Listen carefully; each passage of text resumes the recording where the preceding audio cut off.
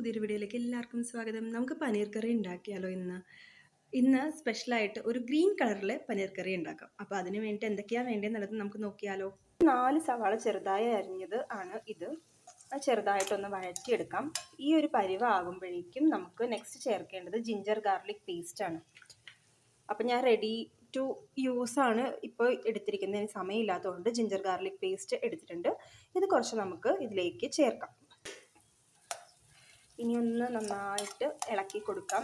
Medium ഫ്ലെയിമിലാണ് ഇട്ടിരിക്കുന്നത്. Ginger garlic paste ഇട്ട് കഴിഞ്ഞാൽ പെട്ടെന്ന് അടി പിടിക്കാൻ ചാൻസ് ഉണ്ട്. അതുകൊണ്ടാണ് ഇതൊന്ന് നന്നായിട്ടൊന്ന് ഇതിൻ്റെ ആ ഒരു പച്ച മണവും ടേസ്റ്റും ഒക്കെ ഒന്ന് മാറി വരുന്നത് വരെ നമുക്ക് മീഡിയം ഫ്ലെയിമിൽ ഇട്ടൊന്ന് വഴറ്റിയെടുക്കാം. ആ ഒരു സമയത്ത് ഞാൻ കുറച്ച് പനീർ എടുത്ത് വെച്ചിട്ടുണ്ട്. അപ്പോൾ ഞാനത് ചെറുതാക്കി ഇങ്ങനെ കട്ട് ചെയ്തിട്ടുണ്ട്. ഇതിൻ്റെ അകത്ത് പുതിനയിലയും പിന്നെ കൊറിയാണ്ടർ ലീവ്സും പിന്നെ പച്ചമുളകും പിന്നെ കുറച്ച് വെളുത്തുള്ളി, ഒരു 5-8 വെളുത്തുള്ളിയുടെ അല്ലിയുമാണ് എടുത്തിരിക്കുന്നത്. ഇതെല്ലാം നല്ല കഴുകി വൃത്തിയാക്കി വെച്ചിട്ടുണ്ട്. ഇത് അരച്ചെടുക്കാനുള്ളതാണ് കേട്ടോ.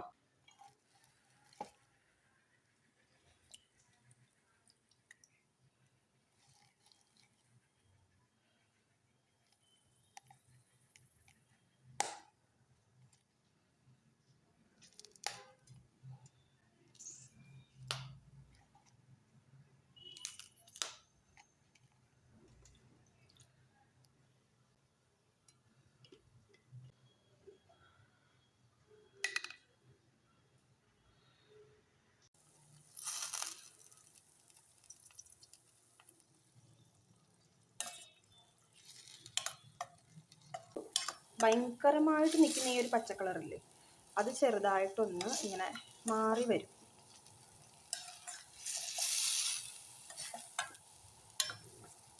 അങ്ങോട്ട് മാറി വന്നിട്ടുണ്ട്. ഇനി കുറച്ച് നമുക്ക് പെപ്പർ പൊടി ചേർക്കാം. അപ്പം നാടൻ പെപ്പർ പൊടിയാണെങ്കിൽ കുറച്ച് ചേർത്താൽ മതി. പാക്കറ്റ് പൊടിയാണെങ്കിൽ കുറച്ച് കൂടുതൽ ചേർക്കണം. ഞാനിപ്പോൾ 1.5 ടീസ്പൂണാണ് ചേർക്കുന്നത്. ഇത് പാക്കറ്റ് പൊടിയാണ്.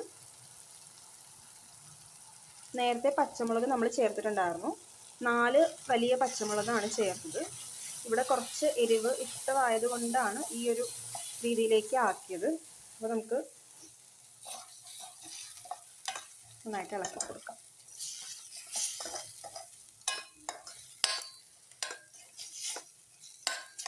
ഇപ്പം ആ മണമൊക്കെ വരുന്നുണ്ട്. ഇനി നമുക്ക് ഉപ്പ് ചേർത്ത് കൊടുക്കാം.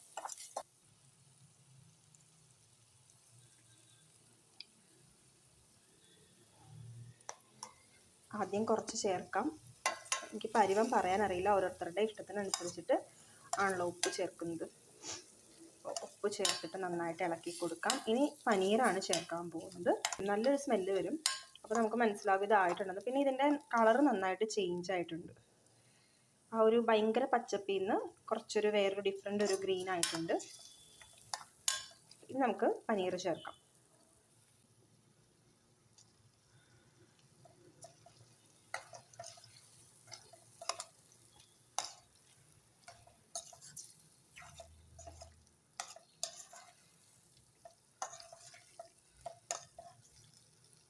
ഫ്രൈ പോലെ ആയിട്ട് വന്നിട്ടുണ്ട്.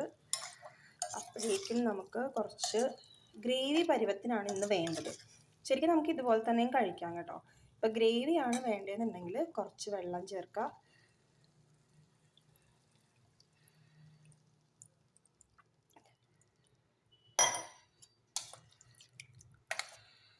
തിളച്ച് വന്നപ്പോഴേക്കും ഞാൻ കുറച്ച് ഗരം മസാല ചേർത്തു. ഞാൻ ഫ്രഷ് ക്രീമാണ് ചേർക്കാൻ പോകുന്നത്. അപ്പോൾ ഇതാകുമ്പോഴേക്കും കുറച്ചും കൂടി ഒരു കട്ടി കിട്ടും.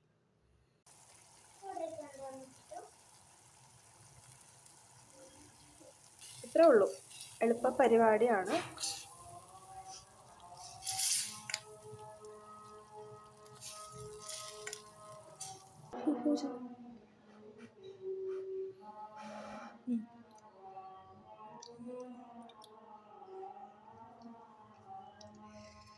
അടുത്ത വീഡിയോയിൽ കാണുന്നവരെ ബൈ ബൈ.